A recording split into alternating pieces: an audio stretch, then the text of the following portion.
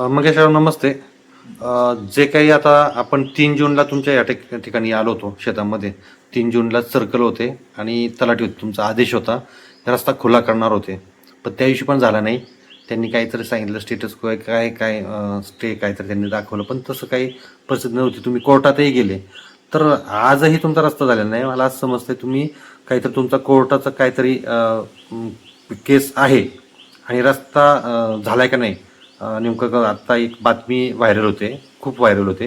ते आपल्या शेताचं गाव आहे तांदळी, त्या ठिकाणचे ते बाबा आहेत. त्यांच्या तिकडं मीडिया आली, म्हणजे पंढरपूरला असताना, आणि मग ते रस्ते एका दिवसात सगळे प्रशासन जागं होऊन खुलं झाले. मग आपल्या चळवळीत काम करणारे जे लोक आहेत यांचे रस्ते खुले होतात का नाही हे पण पाहणं गरजेचं आहे. तुमचं काय म्हणणं आहे? तुमचा रस्ता खुला झाला असेल मग. नमस्कार, मंगेश निंबाळकर. मी पानन या चळवळीमध्ये सक्रिय कार्यकर्ता आहे.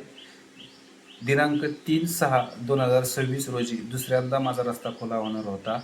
त्या दिवशी मला अचानक पुढच्या वादींनी मंडलाधिकाऱ्यांना पत्र दिलं की जैसे ती स्थगिती आलेली आहे. मी त्याची चाचपणी केली, पण माझा तहसीलदारांचा आदेश 29/8/2026 हा 143 खाली आहे आणि जो स्थगिती अर्ज आणला होता तो त्यांनी कलम 5 खाली रिव्हिजन दाखल केलं होतं प्रांतांकडे. ह्याची शहानिशा प्रांतसाहेबांनी न करता एकतर्फे मला न बोलावता एकतर्फे आदेश दिला. त्याची मी त्याच दिवशी फोनवर प्रांतसाहेबांशी बोललो, त्यांना सगळं सांगितलं, पण ते म्हणले मला अधिकार आहे.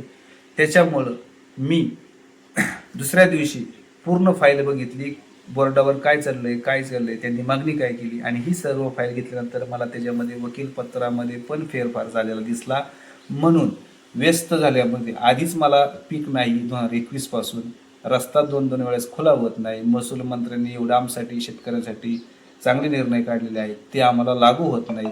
मी व्यथित होऊन मग मी मुंबई हायकोर्टाचा रस्ता धरला. मुंबई हायकोर्टामध्ये मी गेल्यानंतर सांगितलं की हे रिव्हिजनच चुकीचे आहे, शिवाय त्याच्यामध्ये जे काही कारवाई झालेली आहे त्याच्यामध्ये वकीलपत्राने सही केलेली नाही. पहिल्याच वकीलपत्रात जे काही झालंय चुका ते मी दाखवतो कागदोपत्र, हे सगळं मी हायकोर्टाला दाखवलं. हायकोर्टाने लगेच पूर्ण प्रकरण स्टेड केलं 6/8/2026 पर्यंत.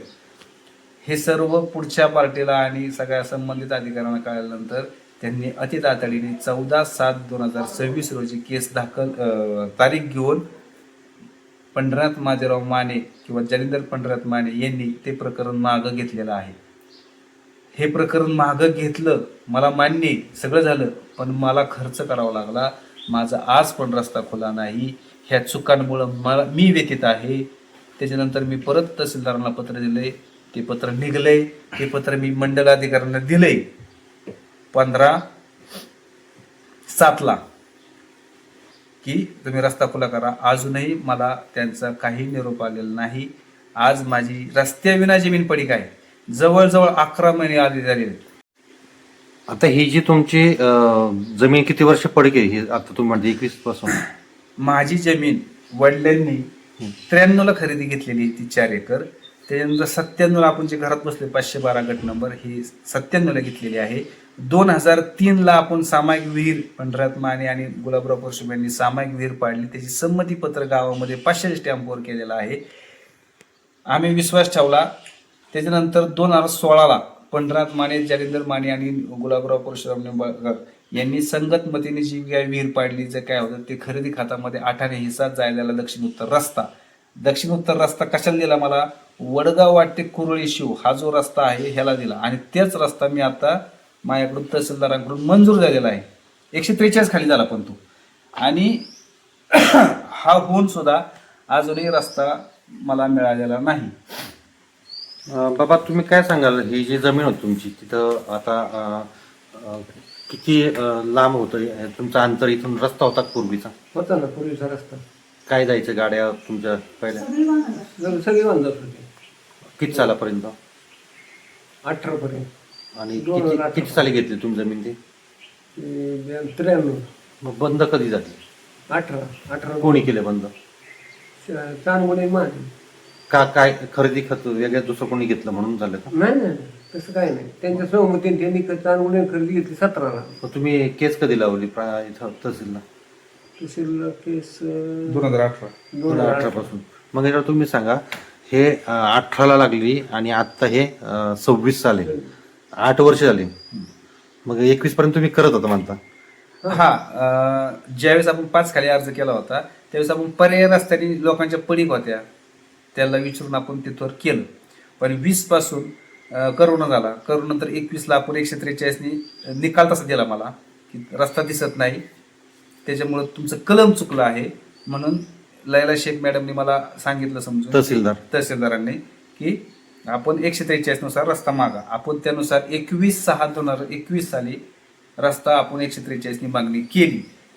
पण तिथून पुढे बाकीच्यांच्या शेजाऱ्यांचे बागायत झाल्यामुळं त्या दिवसापासून आपलं जीवन पडीक आहे.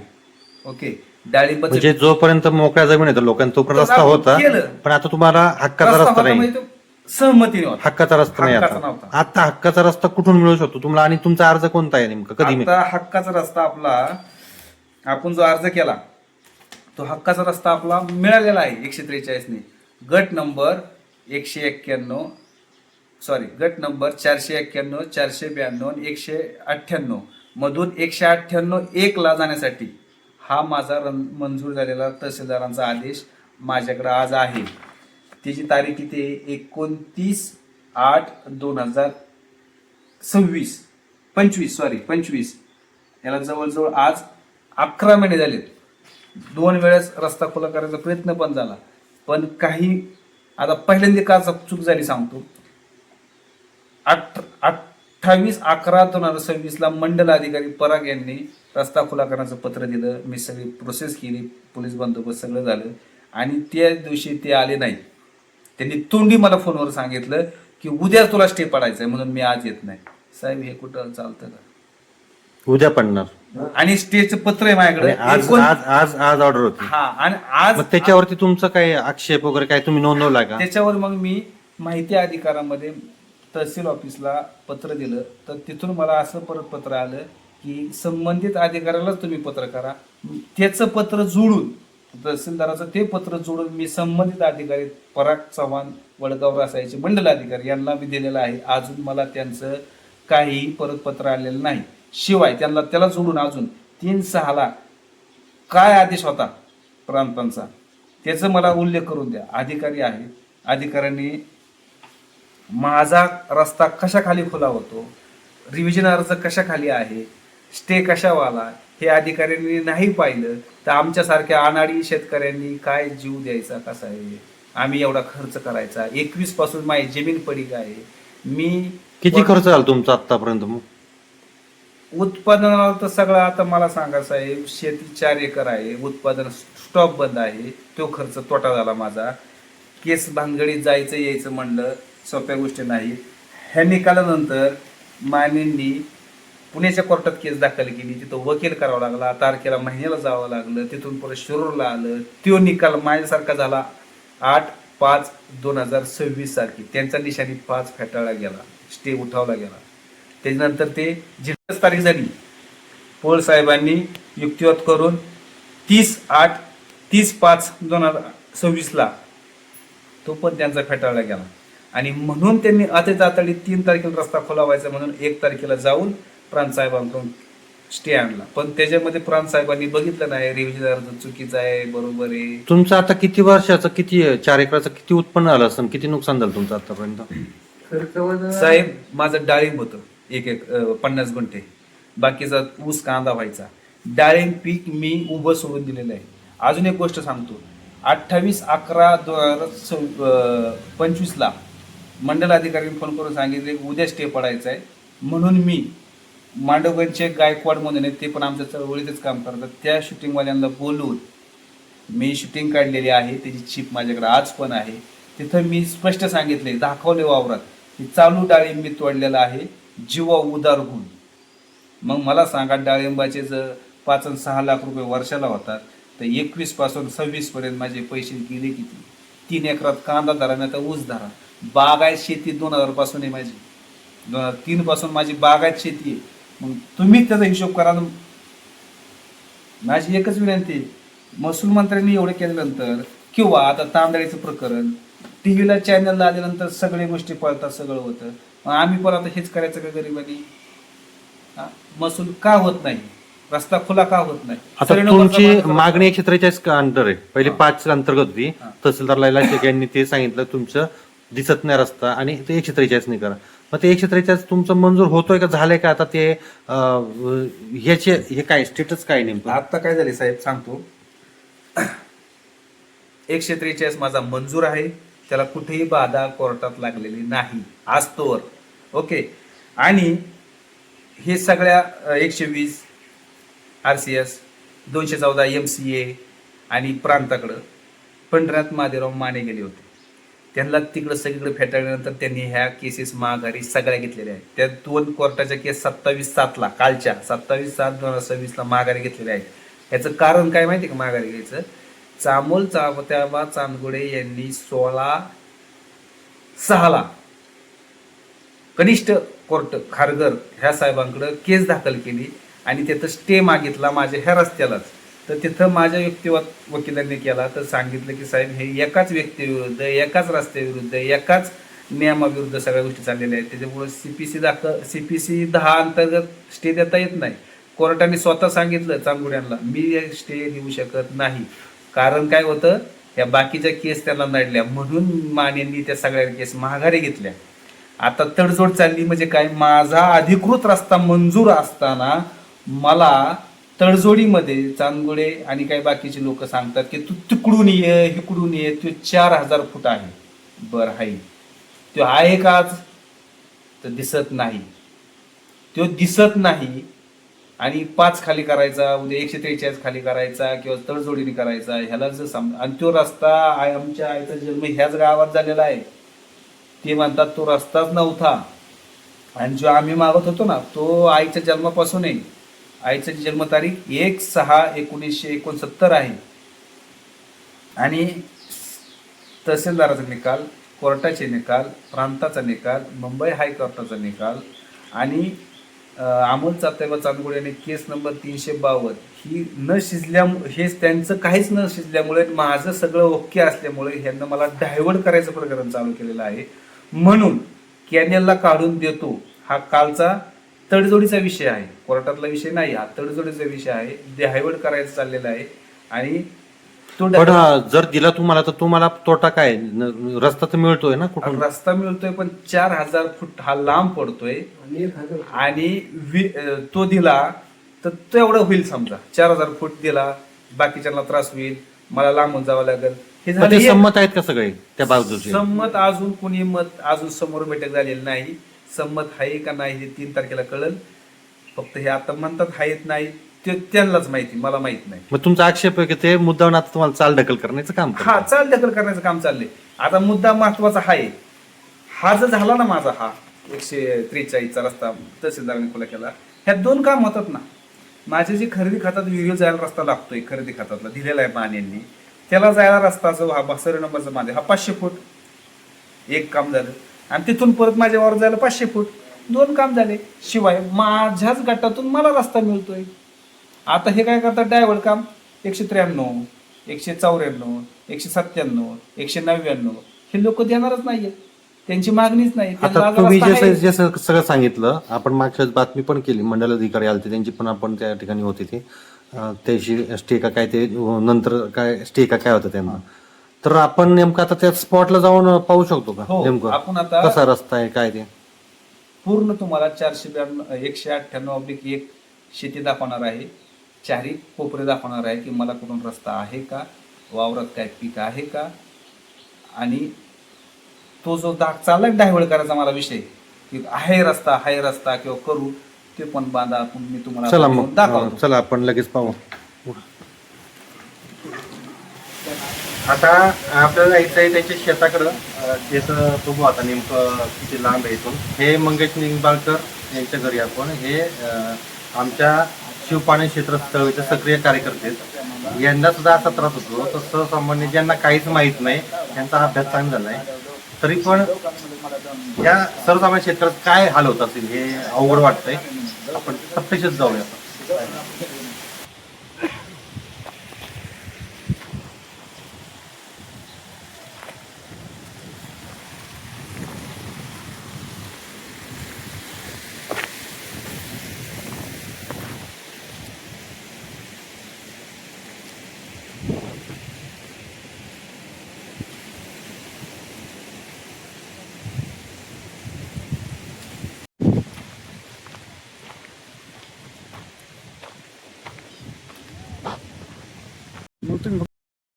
दादा आपण हे आता जो चाललंय हे आता नेमकं कुठून तुमच्याच इथं रस्ता होता का इथून चाललोय का ऐका बांधून ना, साहेब हे जे ऊस आहे हे सोनवण्यांनी केलेलं आहे आणि चव्हाणांचं आहे. आपण ह्या कटानी जातोय त्याची सौजन्याने सौजन्य कटानी चालत जातोय.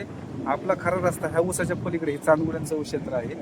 त्या ऊसाच्या पलीकडे हे चांदगुडे म्हणजे तुमचे अमोल जाधव चांदगुडे ह्यांनी तुमचे कोणते आमचे कोण कोण नाही, नाही त्यांनी शेतकरी इथं याच्या पलीकडून आहे का ह्याच्या पलीकडून आणि पाणी तुमचं घर इकडे आहे ह्या नारळ- ह्या ह्या नारळ- आणि तिथून तो रस्ता आहे तो आता आपण होतो तो शिरदगाव रस्ता आहे. मग आता इथं किती लांब जायचं आपलं ते कुठे शेती तुमची समोर आहे ह्याच्या दाखवा ना. खालच्या साईडला आहे. ते पडीक येते का हा, हा, ते पलीकडे. ते झाडं वगैरे पडले ते सगळं ते. हो हो चला तिथपर्यंत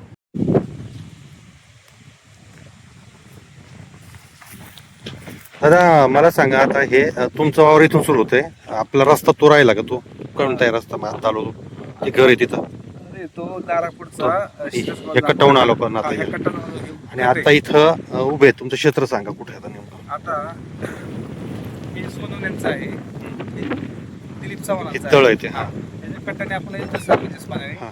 आणि इथून आपला रस्ता हा पोल. क्षेत्र चालू हा झालं. पोल. ह्या पोलपासून चांदगुड्यांचा पोल आहे. कोणता हा 2 नंबरचा 2 नंबरचा चांदगुड्यांच्या हा, कटाला हा. आपल्या कटाला आहे हा आणि एक ते ऊसाचं कोपरा अलीकडच्या ऊसाचं कोपरा चांदगुड्यांच्या कट्ट्याला आणि ते हिरवं आहे ते हिरवाचा लाईन लाईन. तिथून तुमचं आहे ते टिपी TDP हा TDP आहे. ओके आणि इकडं ह्या कटाला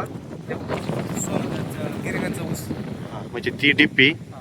ते हे इकडचं गिरगांचा ते बारका ऊस तो ऊस येतो समजा तिथून हा बांध असा हा बांध येतो कुठं तर ह्या तळ्याजवळ त्या पोलपाशी. ह्या पोलपाशी येतो म्हणजे हे किती एकर आहे पूर्ण हे पूर्ण 4 एकर आहे 4 एकर आहे हे पडीक आहे सध्या आता काय केलं इथं काहीच नाही काहीच नाही हे काय गवत उगवलंय का हा गवत उगवलंय आता काय झालं होतं गिरमी चला आपण पाहू गवत ते काय पेरलं तू नेमकं आता हे काय पेरलेलं आहे काय नाही ते गवत आहे गवत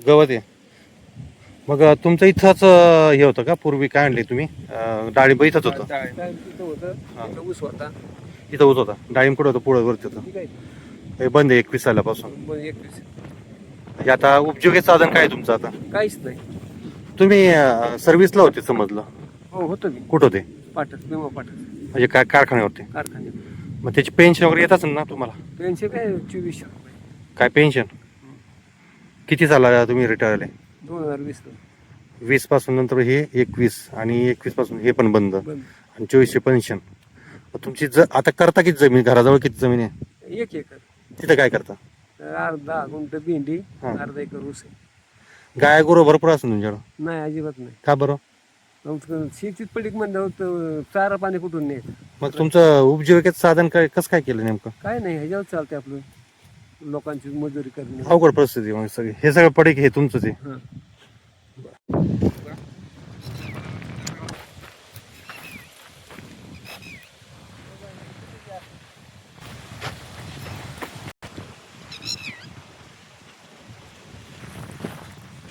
हे काही तर बाळ तोडलेली होती का हे डाळिंबाचं आहे का ह्याच वावरात तुमचं डाळिंब होतं का ह्याच 2 कुंड्यामध्ये 50 गुंठ्यामध्ये डाळिंब होतं हे डाळिंब जाळलेलं आहे का हा कसं जाळलेलं आहे डाळिंब आता हे त्यावेळेसच जाळली कोणाला 21 असं. त्यापासून पडीकच आहे पडीक सगळं. असं खाली. शेवटच्या कोपऱ्यात दादा आता ह्या स्पॉटला आपण हे शेवटचं टोक आहे इथं आलोय मग अशा आपण कुठं होतो आलो कुठं तुमचं घर कुठं आहे हे नारळजवळ आहे हा. तिकडनं आपण ते बांधवून आलं तर खरीप दुसऱ्याचं आहे ते हे सगळं पडीक तुमचं आहे कुठपर्यंत ह्या ह्या हा हे दुसऱ्याचं आहे आणि हे पडीक हे सगळं तुमचं हे 4 एकर आणि तुम्हाला आता रस्ता जो म्हणतायत ते तडतडीत तुम्हाला कुठून द्यायला तयार आहे ते हा रस्ता माझा मंजूर आहे त्याला काही कुठं गालबोट नाहीये पण आता हे काय म्हणतात ते की तुला आपण इकडून काढून देऊ कॅनेलला तिकडून म्हणजे हे किती लांब आहे ते जवळजवळ 3000 फूट आहे कॅनेलला जायला हा रस्ता कधीच नाहीये आता सगळ्यांची पिकं आहेत त्याचा पंचनामा अहवाल पण झालेला आहे. तुम्ही म्हटलं की गोल गोल फिरवायचं काम चाललंय, हा, आता गोल गोल सगळं फिरवायचं शिजत आलंय. हा. मग आता कुठतरी परत आणखी काहीतरी वर्ष जातील हा आणि मग हे त्रास तुमचं द्यायचा. आणखीन त्रास द्यायचा आणि मग त्रास इकडनं तुम्हाला इकडनं घ्या म्हणायचं. इकडनं आता. घ्या मग म्हणायचं. आतापर्यंत दिलं असतं तर जमलं असतं. इथं कोणाच्या लागेबंदी असतील म्हणून इकडून घ्या किंवा दुसऱ्या बरोबर मला परत उचत घालायला लावा. आणि हे किती लांब इकडनं असा जवळ कॅनल 3000 फूट आहे. आणि हे तुम्हाला एकदम जवळ तिथून आणि तुमचं मंजूर झालेलं आहे. 1000 फूट मंजूर झालेला आहे. शिवाय विहिरीव जाता येईल मला. तिथं माझी सामायिक तुमची विहीर कुठे आहे तिथं? ठीक आहे. इथून एक ही दिसते समोरची मानेंची आहे. त्याच्यापैकी माझी मानेंची आणि निंबाळकरांची सामायिक ते काम आहे. हे क्षेत्र सगळं पडी आहे तुमचं हा, आणि आतापर्यंत. आता हे जे तुम्हाला मी दाखवतो हे सगळं आता सगळ्यांची पिकं आहे. तिथं रस्ता नाही. इथं आज रस्ता दिसत नाही. हा इथं चारी केलेली आहे. ही चारी नेमकी कधी चारी कॅनेलचे बुजवल्या सगळ्या लोकांनी त्या. पाट पाण्यासाठी दिलं होतं. बुजवल्या सगळ्या. बुजवलेलं आहे, विषय संपला. पण आज मला एकच मुद्दा सांगायचा आहे. हा रस्ता नाही. हा जे 352 कोर्टात केस चाललेली आहे खानगर साहेबांकडे, त्यात सांगितलं होतं हा रस्ता आहे आहे आहे. हा रस्ता नाहीये, तडजोड चालली आहे. हे पडीक आहे एक हे क्षेत्र पडीक आहे का? हे रस्ता नाही का? हा, हे क्षेत्र पडीक आहे का? पुढं रस्ता आहे का? नाहीये. पुढे जाऊन यायचं का? पुढे बघून येऊ. चला. हे पडीक कोणाचं आहे पलीकडचं? पवारांचं पडीक आहे. मध्ये मध्ये पडीक आहेत काही. हा, तिथे एक पडीक आहे आणि इथे एक पवारांचं पडीक आहे. आणि इथं जर रस्ता असता, समजा असता, तर मी माझं जाऊन केला असता ना बाई. ती पडीक कशाला ठेवलं असतं? दादा आपण आता हे जे उभं आहे हे शेती कोणाची आहे? तुम्हाला इकडनं रस्ता देतो म्हणतात. कोणाची शेती कोणाची आहे? शेती कांचीपुरमध्ये मला म्हणते, आता ही शेती जी आहे हे शेतकरी शेती जी आहे 197. मग शब्बीर भाई हे तुमचं शेती आहे का? किती एकर आहे? कुठपर्यंत आहे सगळे? रस्ता म्हणजे आता आम्ही तो यांच्या घराकडून आलो तिथून. हा. किती एकर आहे पट्टा तुमचा? 6 एकर. तुम्हाला मग हे सगळा खपट्टा आहे का? रस्ता मिळताच तुम्हाला म्हणजे इथं तुम्हाला रस्त्याची गरज नाहीये. आता रस्ता जर यांना इकडं कोण म्हणतंय देतंय त्यांचं तर तिकडं मागणी 143, तर तुम्ही याला मान्य होणार का? ते म्हणतात तिथं बांध आहे आणि इथून रस्ता देता येईल. आणि हे तुमच्या शेजारी हे दुसरं हे पलीकडे एक पवारांचं पडीक आहे. मग हे तुमच्या शेजारी पडीक कोणाचं इथलं? आणि कॅनल इकडे लांब आहे. म्हणजे आता हे तुम्हाला सरळ पट्टा असल्यामुळे तुम्हाला याची गरज नाही रस्त्याची इकडच्या.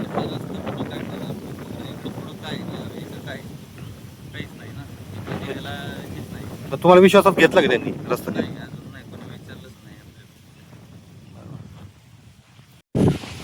आता घरापासून मला इथं 400 मीटर यायचं. 400 मीटर आल्याच्या नंतर तिथं सांगता की कॅनेलला रस्ता काढू. हा कॅनल आहे तुमचा? हा, मग त्या कॅनेलला वहिवाट आहे का? आज रस्ता आहे का? नाही. हा पूल आहे, इथं पूल आहे. मग ह्या पुलावरून या रस्त्याने जायचं वडगावाच्या रस्त्याला जवळजवळ ते 10 मीटर आणि तिथून परत 5 मीटर माघारी यायचं ह्या पट्टीनी आणि मग इकडं जायचं खाली. म्हणजे हे रस्ता झाला किती फूट आणि मीटर आणि माझा फक्त 1000 फुटाचा मान्य आहे, मंजूर आहे, वर्ष झालं. मग हे कशाला पर्याय रस्ता? कशाला माझी मला त्रास आणि दाखवण्यात जातो तिकडून. शरदा, तुम्ही प्रहारचे जिल्हाध्यक्ष याच गावातले आहेत. नमस्ते. तुम्ही हा जे म्हणता त्या रस्ता त्यांच्या तिथून काय तो रस्ता तिथं त्यांच्याकडे म्हणले रस्ता होता का हो खरं तिथं रस्ता तिथं? हो, कारण माझं वावर स्वतः साळुंके मळ्या शेजारी वावर असल्यामुळं मी ज्या टायमाला शाळेत लहानपणी होतो त्या टायमाला आमच्याकडे घरी शेळ्या होत्या. त्या शेळ्या चारण्यासाठी आम्ही ज्या टायमाला यायचो त्या टायमाला वडगाववरून तर कुर्लेला निघण्यासाठी तो रस्ता होता, पूर्वी होता. कोणता रस्ता त्यांच्या शेतातून त्यांच्या शेतातून जातो ना, मान्यांचे आणि त्यांच्या मधला रस्ता आहे ना. म्हणजे यांच्या वडील मगाशी म्हणले की तिथून आम्ही पूर्वी हो, पूर्वी वापरले होता. रस्ता. कारण मला आठवतंय, कारण मी त्या वावरातून शेळ्या चारलेल्या पण आता काय झालं की बागायत झाली आणि सगळ्यांनी ते झाल्यामुळं रस्ते पूर्वी जमिनी खाऊन जादा टाकले. होत्या. पूर्वी जमिनी जास्त होत्या, आता जमिनी कुटुंब वाढल्यामुळे जमीन कमी झाली म्हणून लोकांना आता जमिनीचं महत्व आता कळाल्यामुळं तो रस्ता बंद केला. पण तो रस्ता पूर्वी 25-30 वर्षापूर्वी रस्ता होता, कारण त्या रस्त्याने स्वतः मी गेलेलो आहे.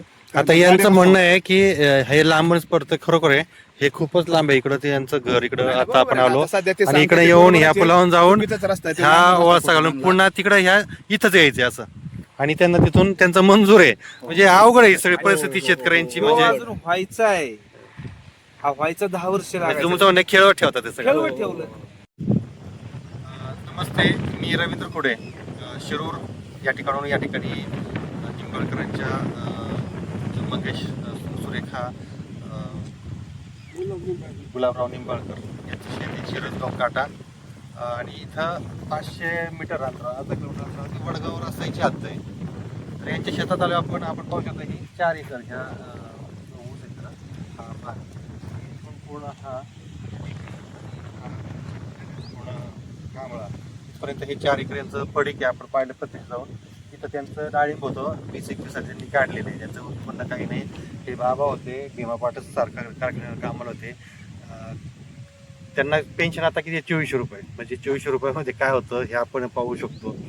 त्यांचा मुलगा आहे, त्यांची नातवंड आहेत आणि कुटुंब आहे, आणि 1 एकर तिथं शेती होती. तिथं त्यांचं ह्या शेतीच्या जीवावरती चारा पाणी चालायचं आणि गाया गुरं चालायची, दूध उपतो चालायचं, बऱ्यापैकी चालू होतं. पण आता 20-21 सालापासून त्यांच्या ह्या सगळ्या रस्त्याच्या वादामुळं आणि ते हे सगळं प्रकरण प्रलंबित होतं.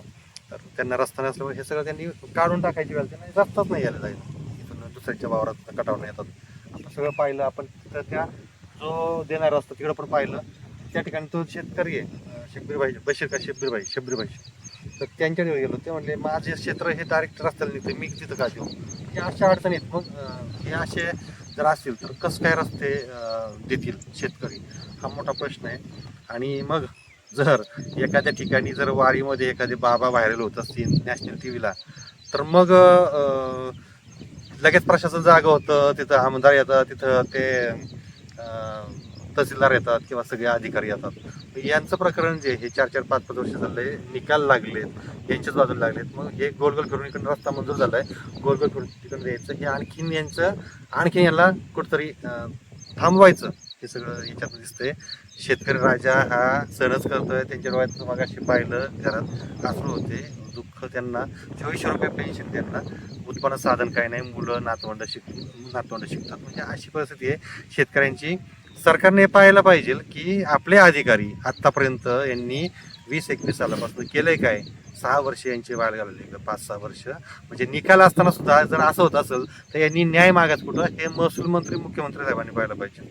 मी रवींद्र खुडे, शिरूर.